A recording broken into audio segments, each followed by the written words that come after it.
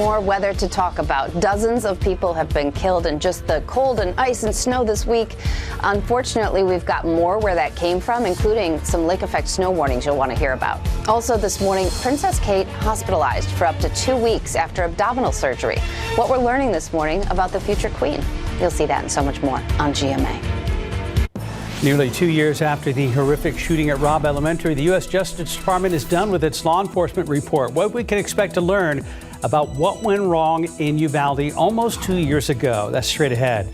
And up next, Katrina Weber still live at the scene of an overnight shooting involving San Antonio police. That's coming up in just moments. And a quick look at TransGuide as we go to commercial break. 37 at 410. So far, so good on the roads, but we know that can change in a matter of minutes.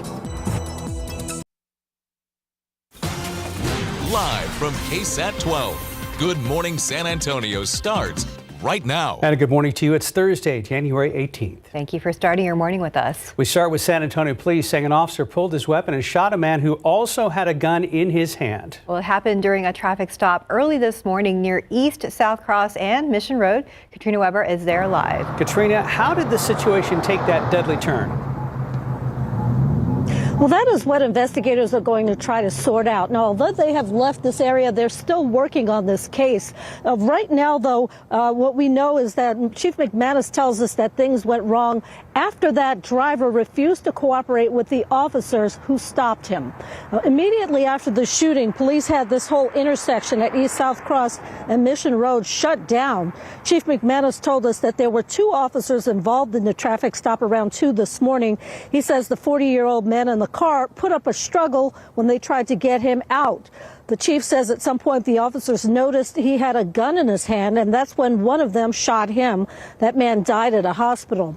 Now, Chief McManus described him as being, again, 40 years old, someone who he says had a long violent criminal history and was on probation at the time. Right now, we don't know his name. Reporting live on the South Side, Katrina Weber, KSAT 12 News. Katrina, thank you. And this morning we're at 36 degrees, so it feels like a walk in the park compared to earlier this week. 100%. Mike Osterhage joins us now with more on our Thursday forecast. Okay, do the math. Yesterday we got down to 18. Yeah. So yeah, it is double of what it was. Still obviously cold out there this morning, but the nice thing is, after a jacket, you won't need it by this afternoon. Don't get used to that, however, because that's only going to be a one day thing. Here we are looking off to the east. You can see a plane took off there, and there's the planet Venus. Going to be a spectacular sunrise this morning. 36 in town, 38 Bulverde, and we do have some freezing temperatures over in Medina County. And notice, though, it's just above your backyard, maybe at freezing, right around, say, Comfort or so. 36 there in Bernie and 35 at Kerrville. Stinson is also just below freezing, but again, nowhere near as frigid as the past couple of days. Bundled the kids up, however. A little bit of a breeze, and doesn't take much with these temperatures, so it feels like 19 right now in Hondo. Windy. It's going to be the call tomorrow. It's going to be really windy in the morning, just kind of to plan ahead a little bit. Mountain cedar is on the moderate side, did go up yesterday, and mold is low. The updated count's going to come out later on this morning. We're going to make it up to 60 today at noon, 70 high temperature. So we're going to be 7 degrees above normal after a below normal start. Obviously warming up across the board about 35 to 40 degrees. But like I said, don't get used to that because we have another front moving through here tonight. Not real cold tomorrow. Well, I'm cold, but very windy. Staying chilly throughout the day. Hard freeze Saturday. Then Sunday, it's looking promising long range as far as rain chances. All those details coming up in just a couple of minutes. RJ Marquez, Traffic Authority. What's going on, sir? All right, Mike. Yeah, things looking pretty good out there. Obviously getting up and about right now, headed to work, maybe getting the kids ready for school. Keep in mind, San Antonio ISD, no school for them, so maybe a little bit lighter traffic in some areas. We're looking at Loop 410 at Bandera. We have traffic moving pretty smooth in both directions there. See if we get one more here. 151 at Loop 410, traffic moving pretty well there right now. So no major incidents on any of our major highways. This just popped up on the San Antonio Fire Department page. Looks like we have a crash at Commerce at Callahan. So right there, right off of 151 on the west side. Again, not on the major highway, but still 2 pretty important streets that a lot of people in that area use, Commerce and Callahan. Try and get a little bit more details on that here in just a bit. So outbound traffic If you are headed out to any of our surrounding areas, you see things looking pretty good out there. We're looking at 25 minutes to head out to Bernie, 27 if you are headed up 35 to New Braunfels, and one quick look here inbound. Lavernia is the only kind of major, any sort of significant holdup, I guess. If you are coming in from Lavernia right now, it's going to take you about 40 minutes to get into downtown San Antonio. But for the most part, guys, everything looking pretty good on our major highways. Mark and Stephanie, back to you guys. Thank you, RJ. Students at all 98 SAISD schools will not have class until at least Monday. The district reporting that most of those schools had heating issues caused by human error and equipment issues. The district says that it needs to close every school to do repairs and check the campuses. Superintendent Dr. Jaime Aquino says all the schools were checked on Monday when students were out and everything then was working. However, not all of their boilers were properly programmed to run around the clock, and that led to major issues like boiler pipes breaking. Other systems simply didn't work correctly. The ownership is on me, and I take full responsibility. Too many of our students and staff across SAISD were in unfavorable conditions today, and that will not continue, and it is unacceptable. And some parents that our crews talked with yesterday are happy students and staff will not be in the cold. However, some are scrambling to find childcare. Now, Lakey ISD has also canceled classes for today due to water issues. You can scan that QR code on your screen right now to stay up to date with the latest school closures and delays. New this morning, an arrest has been made in a murder case we've been following. We first told you about it last month here on GMSA. Here's a look at the man now facing charges, 29-year-old Joseph Melgar Hernandez. Here's video from when all this happened back on December 20th of last year. According to an arrest affidavit, he's accused of shooting and killing another man who was found near Highway 151 and Loop 410. Now, police initially thought he'd been in a crash, but later they realized the victim had been shot. The family of a 13-year-old who was shot and killed by a San Antonio police officer is now filing a wrongful death lawsuit against the officer and the city. The shooting happened in June of 2022 after police say Andre AJ Hernandez rammed a stolen car into a police unit on Warcloud Street.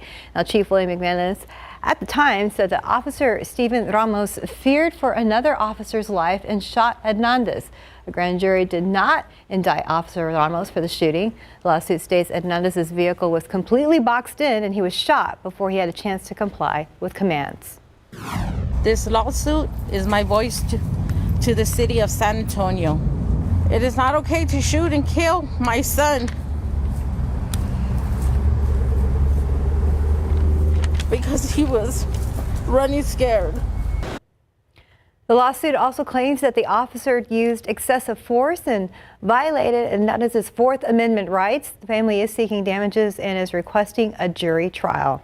This week, Texas authorities are starting to arrest adult migrants at a public park over in Eagle Pass. Texas DPS posted video of some arrests last night. Lieutenant Chris Olivares says these are the first migrant arrests at the park since state took custody and control of the area about a week ago. The migrants are being charged with criminal trespassing. Olivares says migrant families and children are being handed over to the U.S. Border Patrol.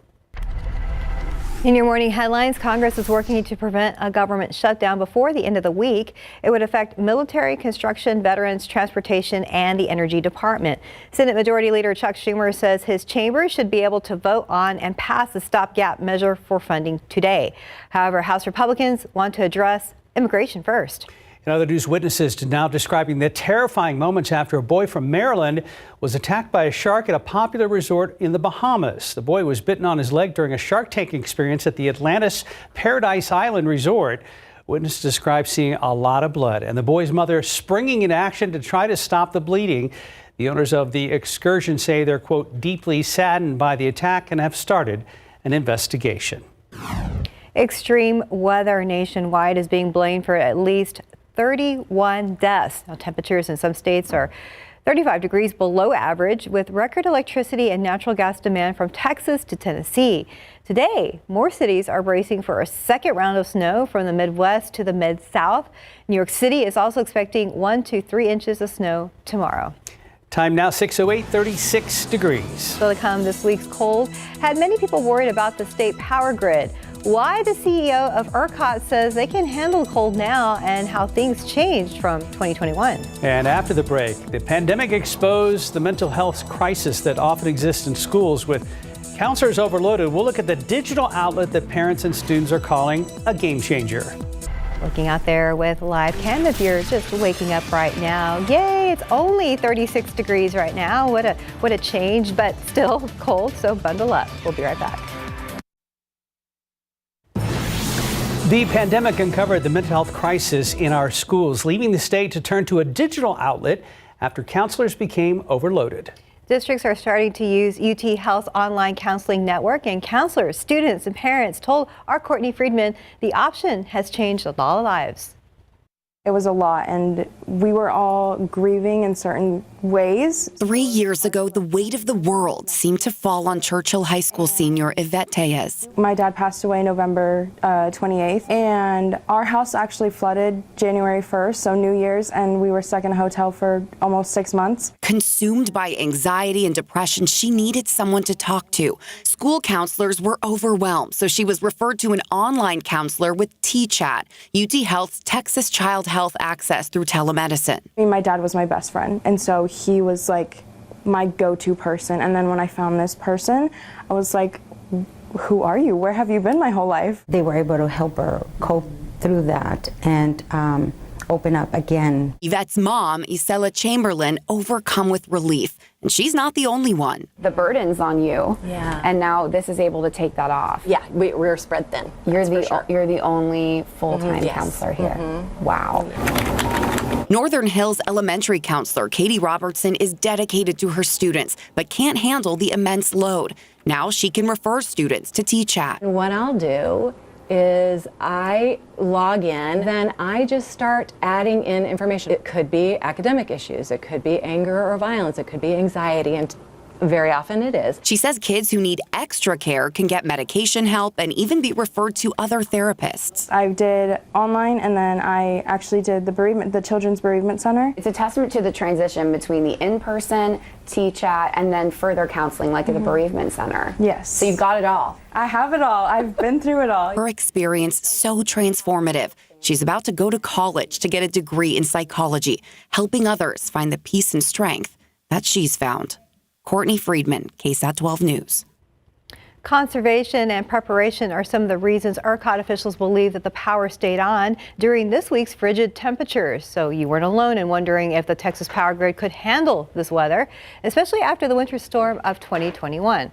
Pablo Vegas, president and CEO of ERCOT, says Texans who conserved energy after ERCOT asked for it twice this week made a difference. We saw a significant change in how much energy was being consumed during that window. So that had to have been a combination of the government agencies, residential homeowners that adjusted their thermostats.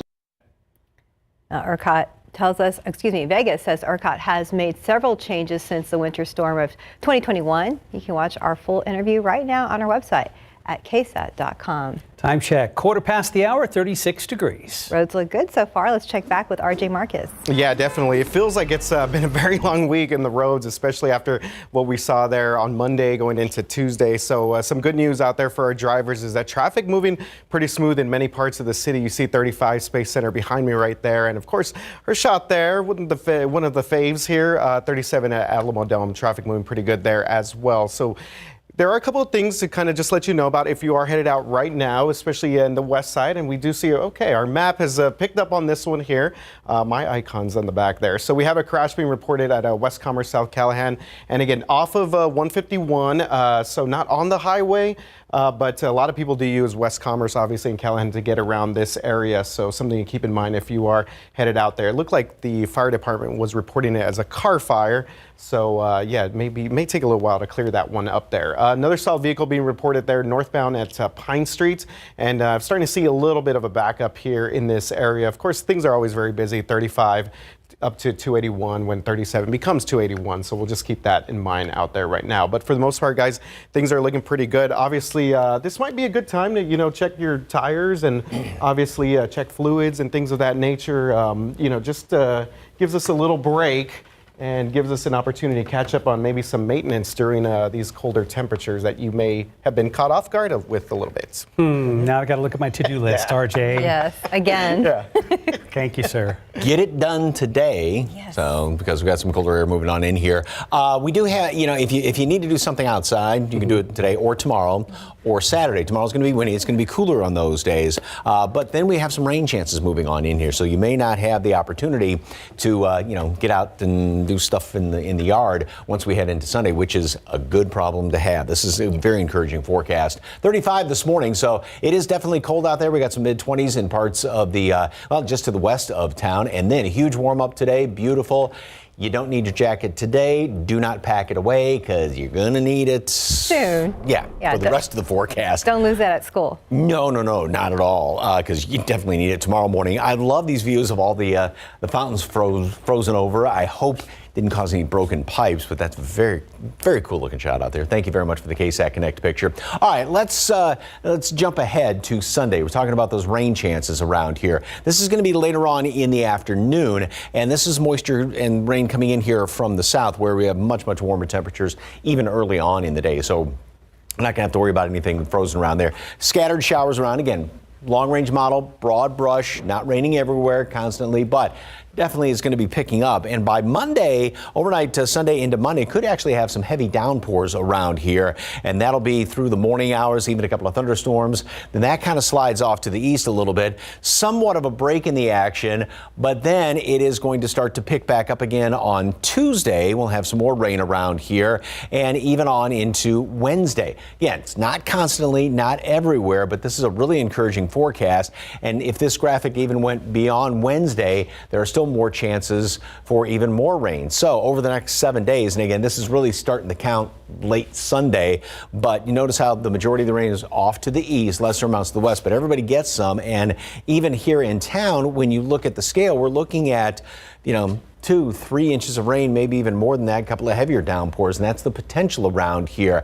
And then going even further beyond that, 6 to 10 day outlook, Climate Prediction Center, and this has been the case for the past couple of days, where this has shown that the odds of seeing above normal precipitation are pretty good around here. And as far as temperatures, they will be staying slightly above normal, or the odds of staying above normal, same thing, and then go 8 to 14 days out. Still a chance for some temperatures leaning above normal, as well as above normal precipitation. So again, a very encouraging forecast. Starting off cold this morning, got 20s out there in Medina County and 36 here in town. A little bit of a breeze, not much, but there is somewhat of a wind chill to deal with as of right now. And then huge warm up throughout the day. So we are going to make it up to 70 later on today.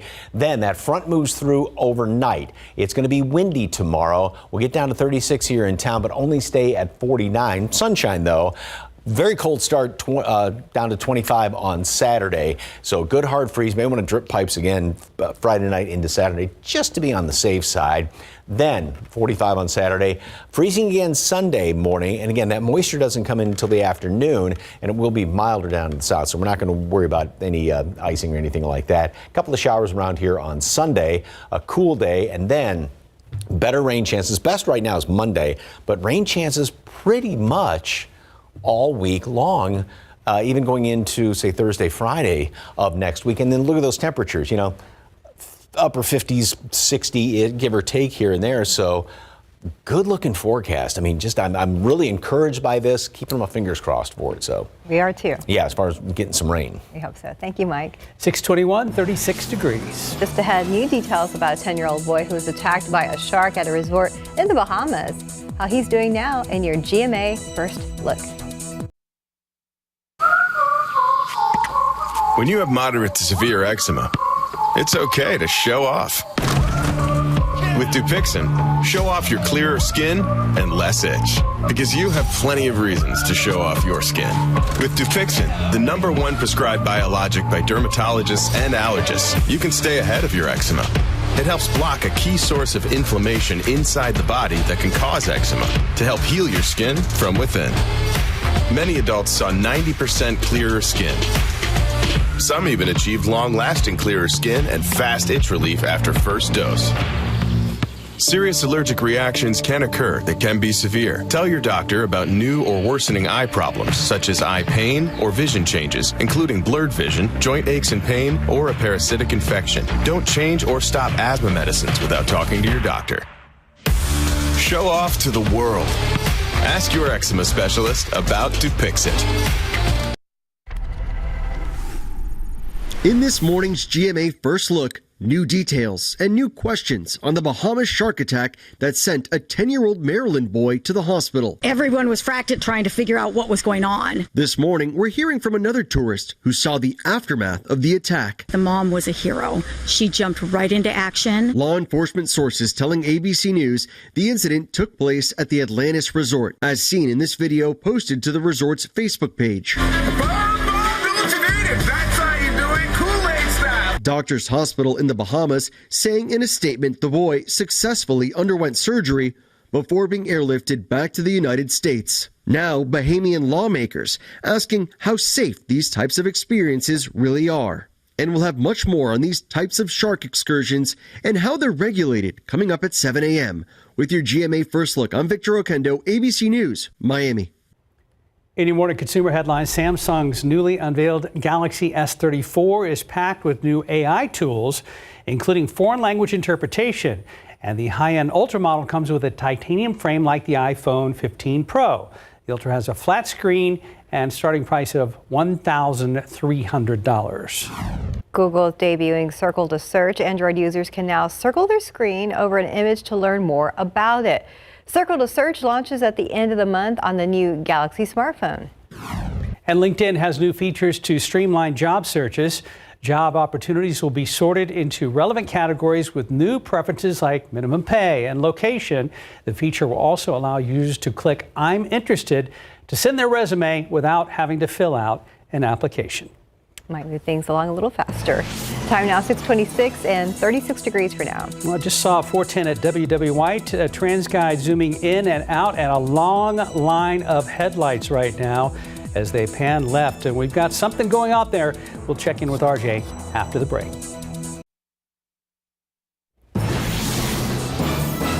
Hi, good morning. It is January 18th. We made it to Thursday. Thanks for starting your morning with us. If you were with us before the commercial break, we saw big problems out there on part of Loop 410. Let's go ahead and check back with RJ. Yeah, guys, developing situation here out for our drivers on the east, kind of southeast side, looking at Loop 410 at WW White. And I'll go ahead and move out of the way because we have got all the main lanes here of Loop 410 northbound. Those are shut down at the moment. So you're seeing traffic come south. This is Loop 10 northbound. That's you could see is shut down in the moment.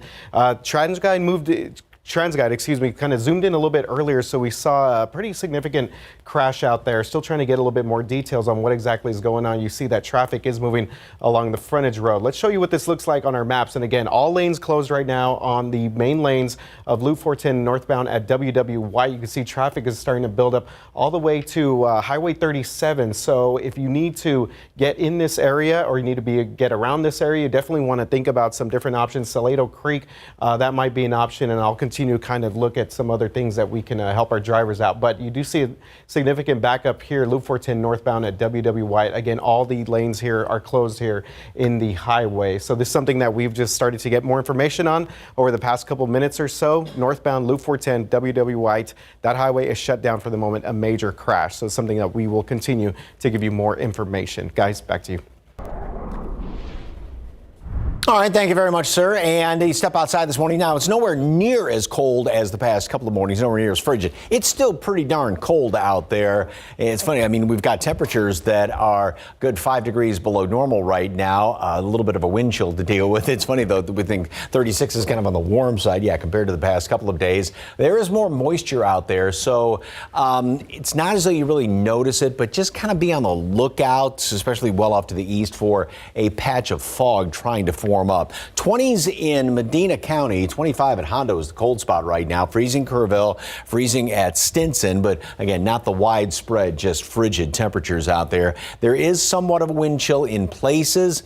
Feels like 30 at New Braunfels, 19 at Hondo right now, so definitely bundle up. And haven't said this in a while, but it's one of those days where coat this morning, you won't need it by the afternoon. Mountain Cedars moderate, Mold's on the light side. And as far as the rest of today, very warm. We're going to get up to 70 today. So we more than double or just about double temperatures, anywhere from 35 to 40 degrees across the board.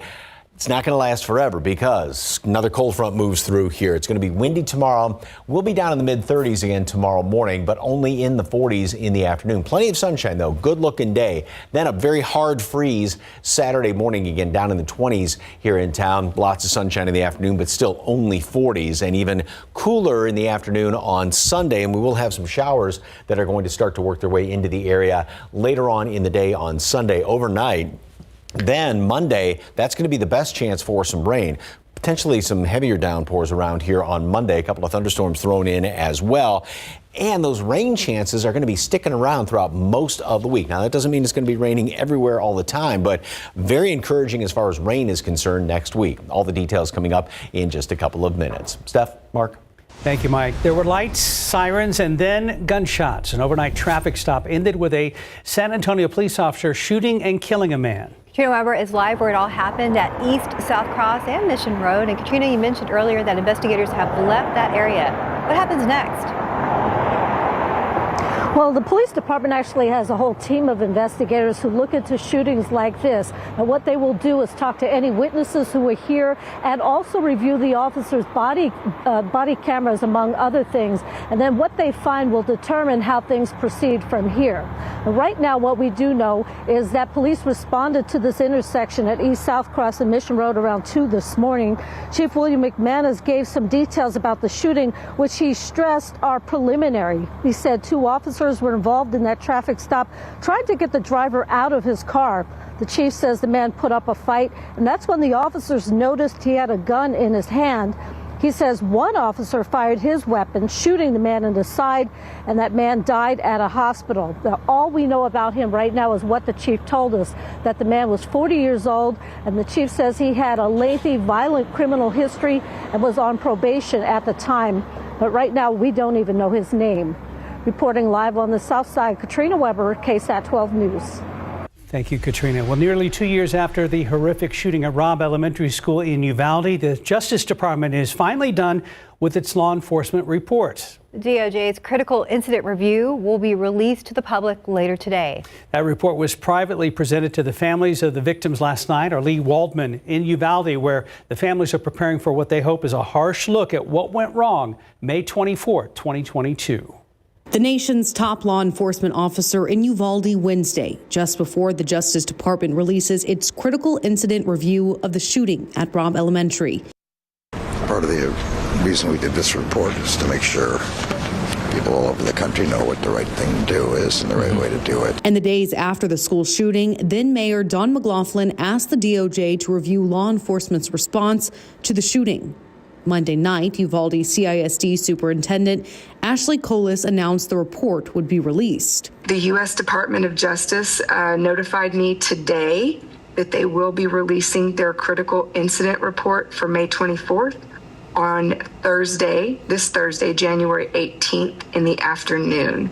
While we don't know what the report will include, last April, the DOJ announced it had conducted more than 200 interviews and reviewed nearly 13,000 pieces of evidence. A Texas House Investigative Committee report detailed 376 officers from nearly 24 agencies responded to the shooting at Robb. Berlinda Areola, step-grandmother to Amerie Jo Garza, and Brett Cross, Uzziah Garcia's guardian, hope the DOJ's report details who is responsible for the failure to act in the 77 minutes it took to take down the gunman. I'm hoping that is different from every of the other reports that have came out and then nothing is happening. I'm hoping that it will light a fire up under the DA to actually get out and do something. Hi, this is Lee Waldman with KSAT. I was hoping to speak with Miss Mitchell. She's available? She is not. We stopped by Uvalde County District Attorney Christina Mitchell's office for a comment, but we're told she's in court all day. With the 2-year mark of the tragic shooting at Robb Elementary approaching, there's a mix of emotions with the DOJ's report and what closure it could bring. If the recommendations are in there for charges to be filed, are they going to be filed? That is the question. Aureola says this report being released is a baby step in their path to healing. Later this afternoon, Garland, members of his staff, and other representatives will be having a press conference to go over the details of that report. KSAT's coverage will continue all throughout the day, on air and online. In Uvalde for GMSA, I'm Lee Waldman. Happening later this morning, the state is expected to rest its case in the trial against Hilson Avila Rodriguez. He's accused in a double murder of Nicholas Milanovich and Julia Wright back in 2018. Retired SAP Detective Mark Duke was the lead investigator on scene. He took the stand yesterday and revealed what was found inside and outside the home. He says a crowbar was found outside and says it could have been used to break into the victim's apartment. He also said there was drug paraphernalia found inside. However, some key pieces of evidence were not seen in the apartment by Duke or other detectives. Was any methadone found in the apartment? No. Was a lockbox found in the apartment? No. The methadone bottle and lockbox found at Alvear Rodriguez's ex's house were both given to police when the investigation began. The trial is expected to start up again around 10 this morning. We'll be live streaming at KSAT.com, KSAT Plus, and KSAT's YouTube channel. Thousands of migrants are continuing to cross the Rio Grande, making their way here to San Antonio, even though the weather has been extremely cold. Many of them say they are not used to this weather and weren't prepared, but they say they are grateful for the kindness of strangers who have given them blankets, shoes, coats, and food. Many who waited outside the Migrant Resource Center here in San Antonio say they were not able to go inside to get warm because they don't have the required paperwork. There is a major need, gloves, beanies in this cold, and there's a lot of people out here.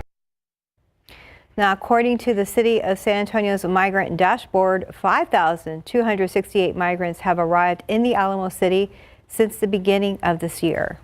Before we go to break, a reminder to Texas water utility customers in the Lake Medina Shores area, you need to boil your water before you use it. Leaks in the main system led to low water pressure in the distribution area, so now crews are trying to fix the problem and test the water until it's safe to use. The boil water notice affects about 750 customers. The utility is telling people to make sure the water boils for a full 2 minutes before they cool it and then use it. The system will let customers know once that boil water notice is finally lifted. Right now, 6:39, 36 degrees. Just ahead, the Spurs were on the road in Boston last night as they continue their East Coast road trip. How Wemby held up against one of the NBA's best defenses. Football coverage brought to you by Davis Law Firm. Despite another playoff collapse, the Dallas Cowboys have decided they will keep head coach Mike McCarthy for another season. Seemed like McCarthy was a goner when the Cowboys were embarrassed by the Packers in their wild card playoff game last weekend.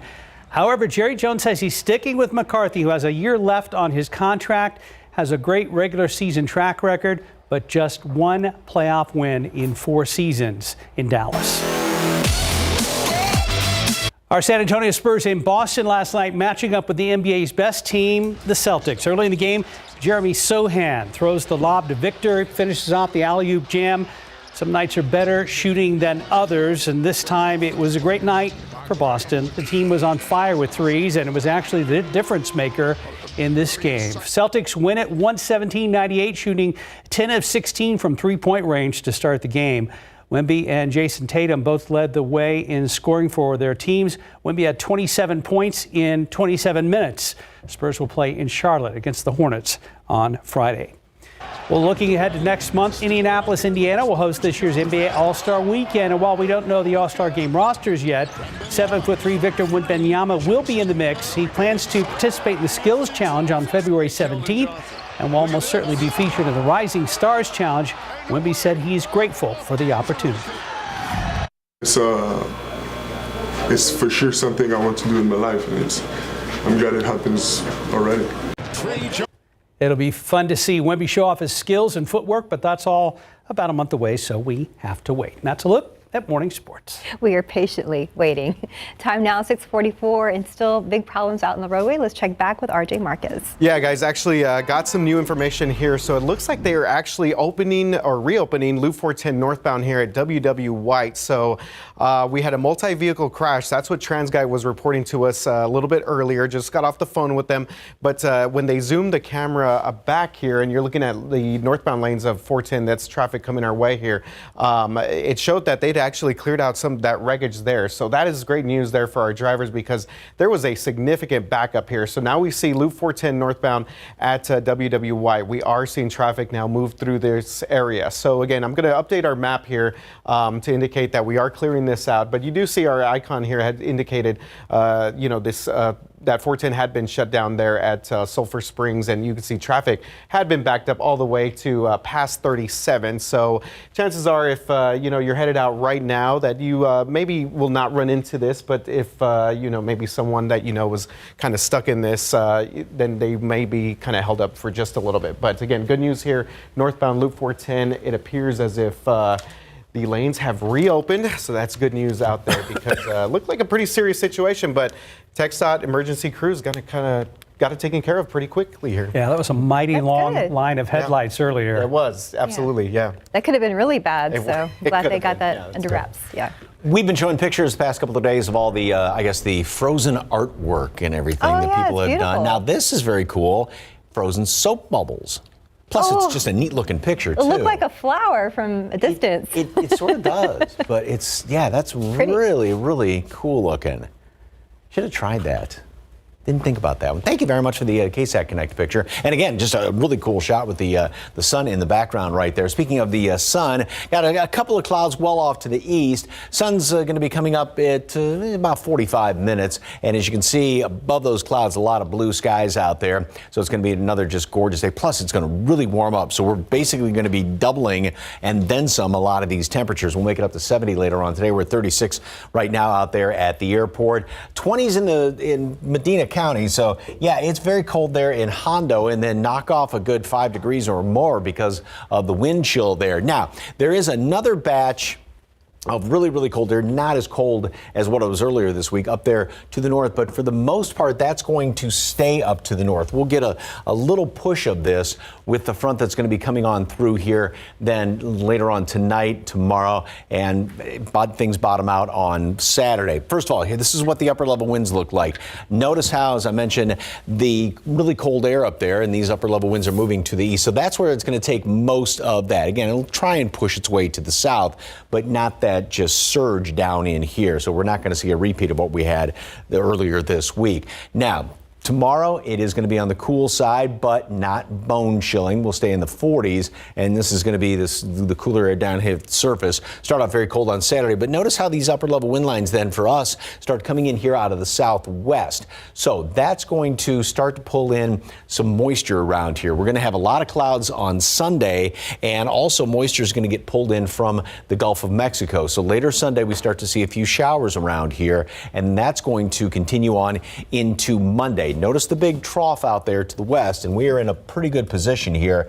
And again, down at the surface, we get moisture coming in from the Gulf of Mexico. That low is going to also develop out there, and that's going to be close enough in this nice big trough, and it's not going to go anywhere anytime soon. So it's going to be hanging around in through a good portion of next week, and even beyond what, say, this computer model shows and a couple of the other rain computer models, we've got rain chances going even into next weekend around here with this big trough, which is going to be sitting pretty much right on top of us. So here's what it looks like by Sunday. A couple of showers develop in the afternoon, and broad brush, not everywhere, not all the time, but one thing to take away from it is then some heavier rain is going to come in here Monday, overnight Monday into Monday morning, and so it's going to be a pretty wet commute on Monday. We could actually have some heavier downpours around here as well.